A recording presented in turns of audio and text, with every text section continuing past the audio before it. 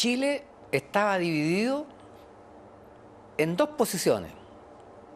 Los que querían un país marxista, liderado por el presidente Allende, y los que se oponían al marxismo.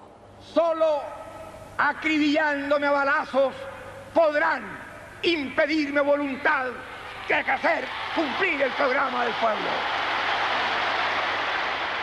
Habían paros, protestas. Estaba la industria paralizada y tomada, intervenida por el gobierno del presidente Allende. Los fondos estaban tomados por los campesinos. Dejaré la moneda cuando cumpla el mandato que el pueblo me diera. Pero los políticos siempre han creído que los militares solamente están para los desfiles.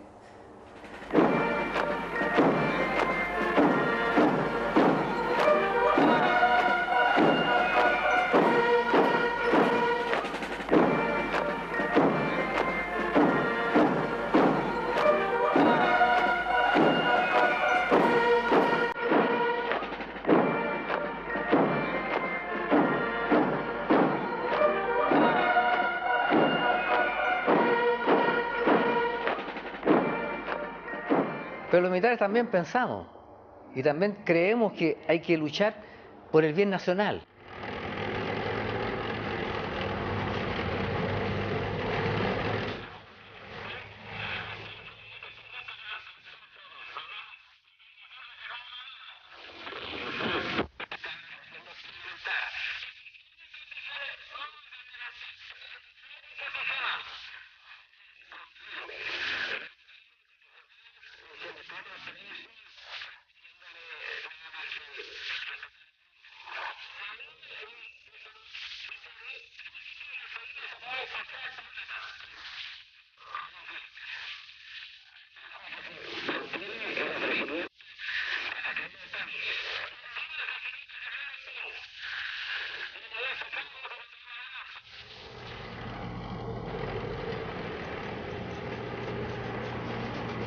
A mí me llamaron por teléfono a La Moneda, probablemente una secretaria, y me dijo, véngase inmediatamente a La Moneda porque hay problemas.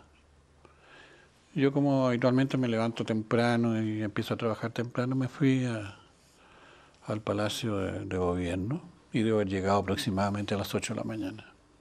Cuando llegué a la plaza que está al frente del Palacio de la Moneda, ahí ya estaba cercado por carabineros, por tanquetas de carabineros, y estaba cercado, uno no podía pasar. Yo tuve que mostrar mis credenciales para que me pudieran dejar pasar a La Moneda.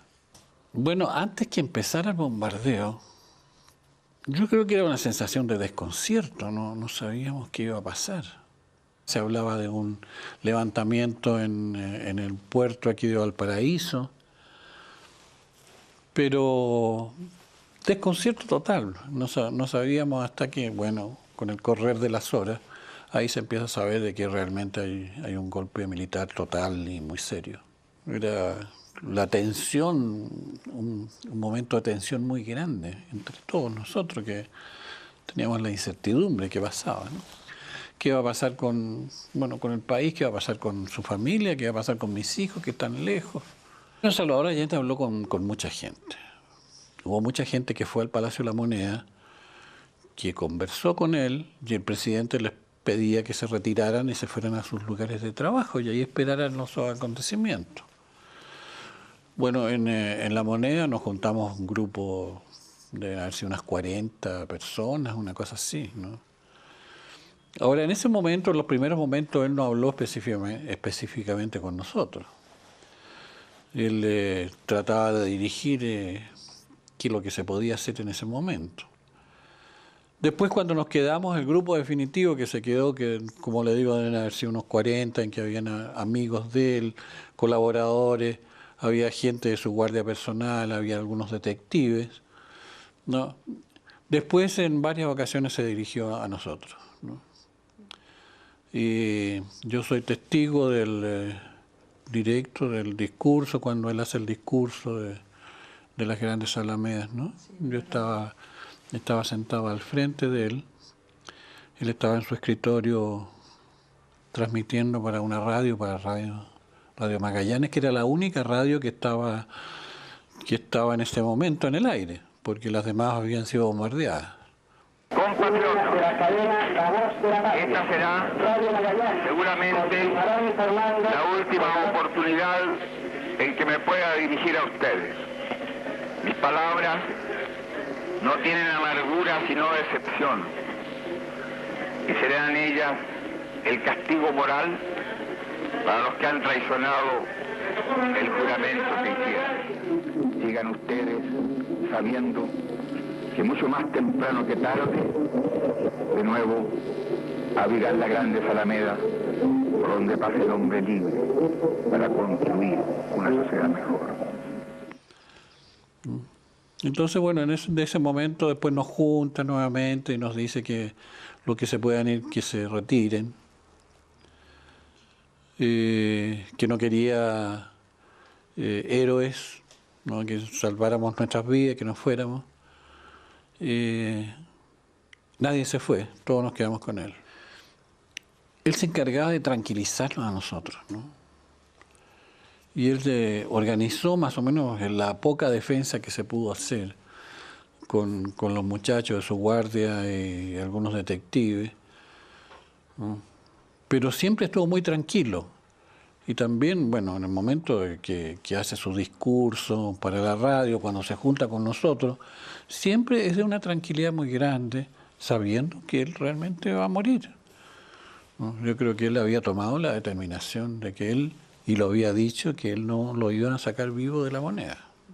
Llegaron los tanques, que fueron destruyendo progresivamente partes del Palacio de Gobierno, ¿no? Derrumbaron una gran puerta que había de madera muy, muy antigua, ¿no? Y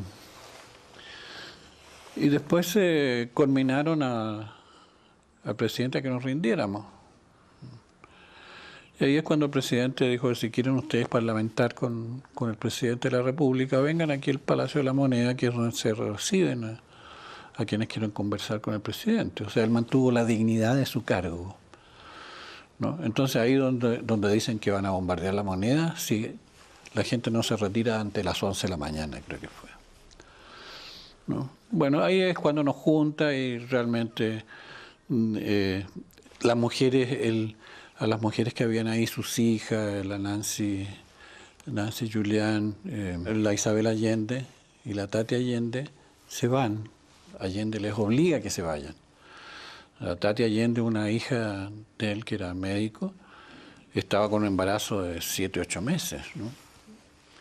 Y salen entre las balas, bueno, y pueden salir finalmente y llegar a sus casas.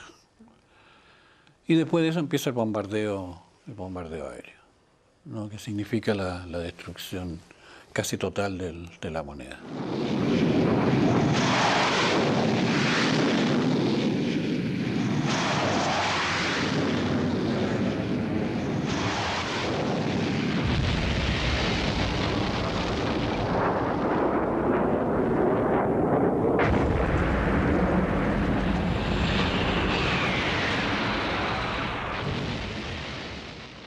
Bueno, desde el principio que empezó sabíamos que no había ninguna posibilidad. Que hacían 10 muchachos que tendrían algunas pistolas o una metralleta contra un ejército que se nos venía encima. Un ejército terrestre y la Fuerza Aérea. No había ninguna posibilidad, ¿no? Nosotros estábamos guareciéndonos del bombardeo aéreo en un corredor, que fue como una pequeña cáscara de este Palacio de la Moneda que quedó, lo único que quedó, ¿no? Y no sé por qué nos colocamos ahí, ¿no? Y se nos perdió Allende. Entonces me pidieron que lo fuera a buscar. Entonces yo me arrastré por los pasillos porque estaba el bombardeo, ¿no? Las caídas, los vidrios, los muros. Y encontré que Salvador Allende estaba disparando, ¿no? Desde una de las oficinas. Entonces lo saqué de ahí yo, ¿no? Le dije, mire, queremos que se junte con el grupo. Y entonces nos fuimos hacia el grupo. Pero en ese momento él estaba combatiendo. Como un soldado. Como un soldado. Llega un momento en que nos juntamos con él bajo una mesa, ¿no? Una mesa, yo me acuerdo que era una mesa redonda, porque caía en pedazos de techo, ¿no? Entonces le decimos, bueno, presidente, ¿qué es lo que hacemos? Esto es una masacre. Entonces ahí él dice, bueno, nos rendimos y salgan todos ustedes, formen una fila, vayan bajando de a uno, sin nada en los bolsillos, ¿no? Y yo salgo al final. Soy de los últimos de la fila. Ya los militares estaban ya subiendo ya al segundo piso, ¿no? Y en un momento hay un grito que dice, el presidente ha muerto. Entonces en ese momento yo me devuelvo, ¿no?, a verlo, y ahí veo al presidente que está con el cráneo partido, ¿no?, con la metralleta apoyada. Por supuesto ya muerto, ya, porque es una muerte instantánea. Ese es el final, ¿no?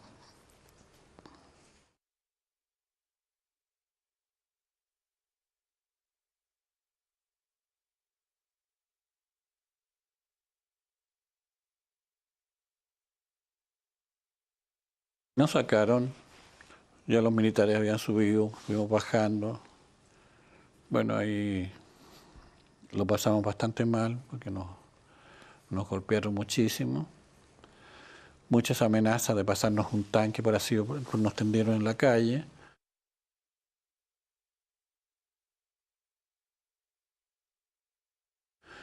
Había grandes amenazas de pasarnos un tanque por encima, ¿no? Había un tanque que avanzaba, retrocedía, con muchos insultos. Bueno, y a mucha gente de las que estuvo ahí después se las llevaron a distintas partes, algunos no supimos nunca más lo que había pasado con ellos.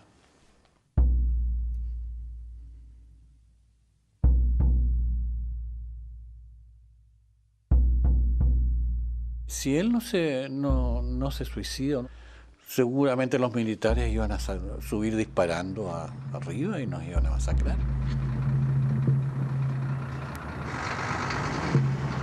De dode president Allende wordt haastig weggevoerd en ver weg in het noorden anoniem begraven. Yo terminé en la isla Dawson. Ahí estuve prisionero tiempo. Estuvimos desde septiembre hasta julio del año pasado. Y después estuve en arresto domiciliario hasta que pedí autorización para salir fuera del país. Viví en el exilio durante 14 años. En dat was dat. In 1 dag. Een complete omwenteling die ondanks alle chaos in het land toch eigenlijk als een volledige verrassing kwam. Junta-leider Pinochet was 3 weken eerder door Allende zelf benoemd tot chef-staf van het leger. Andere generaals bekleden zelfs ministersposten in Allende's kabinet. Wie had ooit kunnen denken dat de luchtmacht, die in haar hele geschiedenis nog nooit een bombardement had uitgevoerd, haar eigen president zou bombarderen? En dat was pas het begin. Politieke partijen en vakbonden werden verboden. De vrijheid van meningsuiting werd geschrapt. Subversieve elementen werden opgepakt. Iedereen die links was, of misschien wel links was, in elk geval arbeider was of landarbeider en dus profiteur van de hervormingen van Allende, iedereen liep gevaar. En niet alleen van militairen, maar ook van burgers, die maar al te graag een steentje bleken bij te dragen. Er werd afgerekend. En dat nergens zo hard als in een dorpje boven de hoofdstad Santiago, Paine, waar naar verhouding meer mannen werden weggehaald dan waar ook in het land. Vooral in de straat die sinds die tijd bekend staat als de Straat van de Weduwen.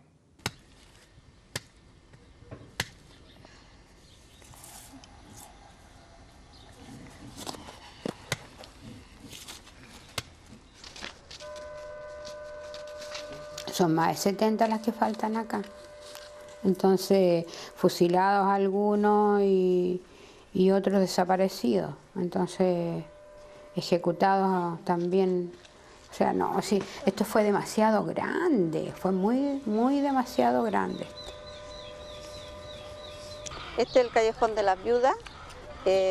Sacaron a 14 personas de acá en el 73 y nunca más los volvimos a ver hasta el día de hoy. Yo era de Nuevo Sendero, un asentamiento, y de ahí sacaron a 7 personas, incluyendo a mi marido, y nos volvieron hasta el día de hoy. Yo soy esposa de Silvestre René Muñoz Peñalosa, que también a él le llevaron todos sus hermanos, y quedé con 3 niños, muy chiquititos, y la cual yo tuve que hacer el papel de hombre y de mujer para poder sacarlos adelante. Yo sé que él no tenía nada porque era una persona que trabajaba nomás, pues estaba trabajando en el campo para poder tener, para subsistir, pero él no estaba metido en nada malo. Yo meto las manos al juego por él y yo sé que él fue una persona, un héroe, porque era una persona buena, él no tenía malos sentimientos. Por el gran crimen que se cometió al haber hecho que se perdieran los cuerpos de muchas personas. O sea, en el caso de los desaparecimientos forzados, donde no aparezcan las personas desaparecidas, yo creo que allí la herida va a tardar mucho más en sanar que en los otros casos. Como militar, yo no me explico que usted mate a una persona y después la haga desaparecer. Eso no está dentro de nuestros principios. No está dentro de lo que se llama el honor militar. El honor militar es que uno respeta a los caídos. Peine, een dorp op 3 kwartier van de hoofdstad. Elke maand komen familieleden van de 71 mannen die hier verdwenen in dit zaaltje bijeen. Mi esposo se identificó como allendista porque le gustó Allende. Él votó por Allende. El 11 de septiembre estábamos mirando televisión aquí como a las 11 de la noche más o menos, y golpearon la puerta y era Carabineros que venía a buscar a mi marido. No tenía preocupación porque los carabineros eran como los vecinos de aquí, los conocíamos bien. Y bueno, ese día cuando volvió, al otro día yo me levanté y le veo una marca aquí atrás en la chaqueta de Cotelé, y era un zapato, una huella. El 12 lo vinieron a buscar, o sea, golpearon la puerta y salió él, y yo salí detrás de él. Había una fila de vehículos, de autos, camionetas, larga para atrás. Y yo alcancé a notar perfectamente uno que también lo conocía, porque bueno, este pueblo es chico y todos nos conocemos acá. Estuvo desaparecido 30 días, volvió el 12 de octubre y ahí él me contó que lo habían tenido detenido en el Estadio Nacional. Me contó que era terrible cómo los tenían ahí todos amontonados. Habían más de 7.000 personas ahí y los tenían todos como animales. A él no me contó que le hubieran hecho algo físicamente, pero que vio sí, y que psicológicamente sacaban grupos y sentían que los mataban. No me contó a mí que le hayan hecho alguna tortura, y tampoco le vi en su cuerpo porque lo miré, pues. Tuve oportunidad de mirarlo 2 noches, sí.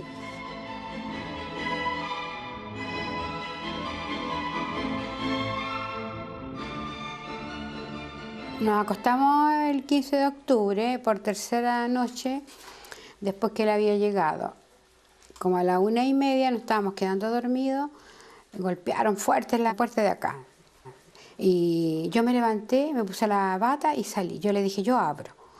Y pregunté quién era, y me contestó una voz así como de mando: somos militares del ejército, venimos a allanar su casa. Le abrí la puerta y entró Magaña, y él dice, ¿y el dueño de casa? Le digo yo, está en el dormitorio. Entonces dice él, le dice a un militar, dígale que se vista, que es requerido en Santiago. Esas son palabras iguales como se las digo porque se me grabaron.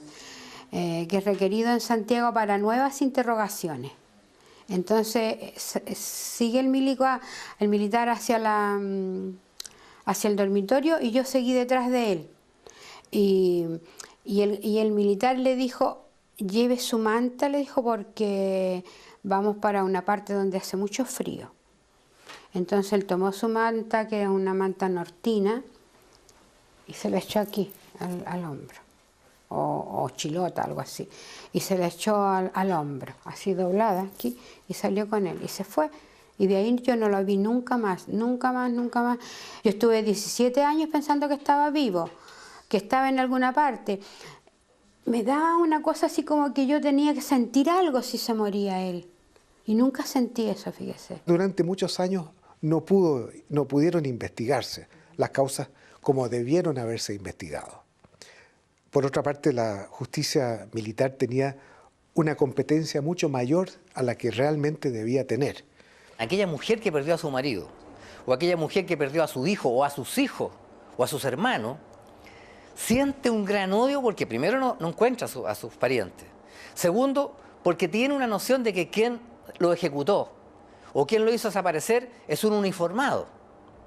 Pero no necesariamente fue un uniformado, porque dentro de un uniformado puede haber sido un militar, puede haber sido un carabinero, puede haber sido un aviador, puede haber sido un marino, o un civil, o un dueño de fondo, o un dueño de empresa, o un comerciante que le tomaron todos sus bienes, que él hizo uso de las armas, o él hizo acusaciones de gente llamándolo como terrorista, y nosotros fuimos en el fondo el brazo armado de ellos para ejecutar a esas personas. Puede que haya muchas personas que estén caminando por las calles y que deberían ser sometidos a procesos para saber si van a ser declarados o no culpables. Se llama Francisco Luzoro y él anduvo en fusilamientos porque hay gente que quedó viva y lo ha identificado. ¿Y el mismo Luzoro vive en este pueblo? Vive casa por medio con la mía. Sí, es desagradable eso. Y no solo eso, porque como se sabía que fulano y sutano, casi todo paine de derecha anduvo involucrado, entonces uno se topa todos los días con ellos. Aquí mataron a los civiles, mataron a civiles. Fueron personas amigas de nosotros, todos ellos. Todos los de derecha eran amigos porque nosotros llegamos en el 65 aquí a Paine y llegamos al tiro y mi marido compró un local comercial y nos instalamos ahí. Pues entonces, por lo tanto, todo el comercio nos juntábamos para el día del comercio y hacíamos algunas cosas juntos. Fuimos como bien amigos, era bien bonito en ese entonces, pero después por esta política se echó a perder todo.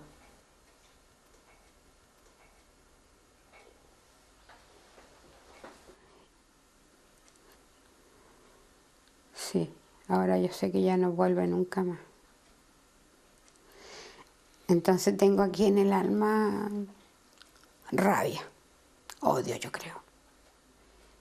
Y no sacan nada con decir que no hay que sacarse eso, como dice el Iván Moreira, dice, la gente tiene odio, tiene aquí, tiene allá. ¿Y ellos qué tenían si solamente le estaban quitando un pedazo de tierra? ¿No era odio para haber hecho todo lo que hicieron? Y yo voy a tener que comerme todo el odio y me lo voy a tener que tragar nomás adentro, lo voy a tener que dejar adentro. Entonces yo creo que el gobierno es el que tiene que hacer una parte, por lo menos para tranquilizar el espíritu. Primero yo quiero, como toda la gente, encontrar esos cuerpos, o por lo menos ir donde estuvo, y yo sabré qué pienso en ese momento.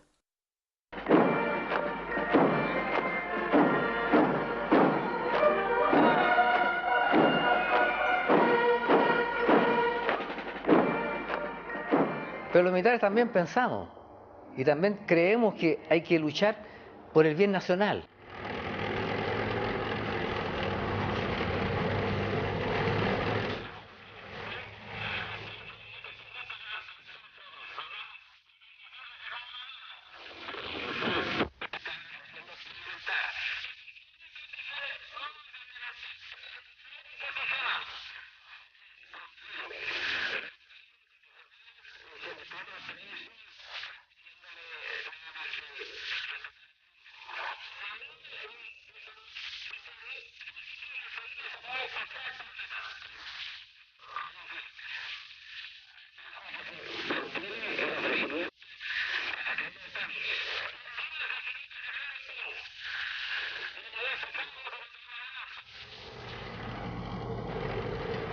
Amados por los campesinos. Dejaré la moneda cuando cumpla el mandato que el pueblo me diera. Pero los políticos siempre han creído que los militares solamente están para los desfiles.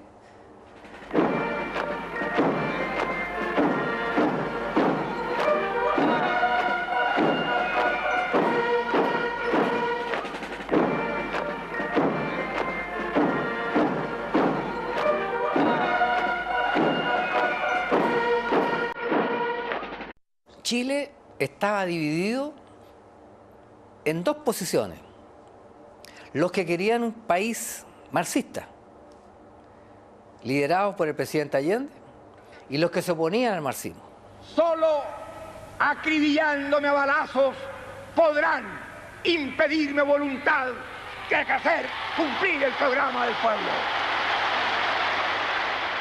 Habían paros, protestas. Estaba la industria paralizada y tomada, intervenida por el gobierno del presidente Allende. Los fondos estaban tomados. A mí me llamaron por teléfono a La Moneda, probablemente una secretaria, y me dijo, véngase inmediatamente a La Moneda porque hay problemas. Yo, como habitualmente me levanto temprano y empiezo a trabajar temprano, me fui al Palacio de Gobierno y debo haber llegado aproximadamente a las 8 de la mañana.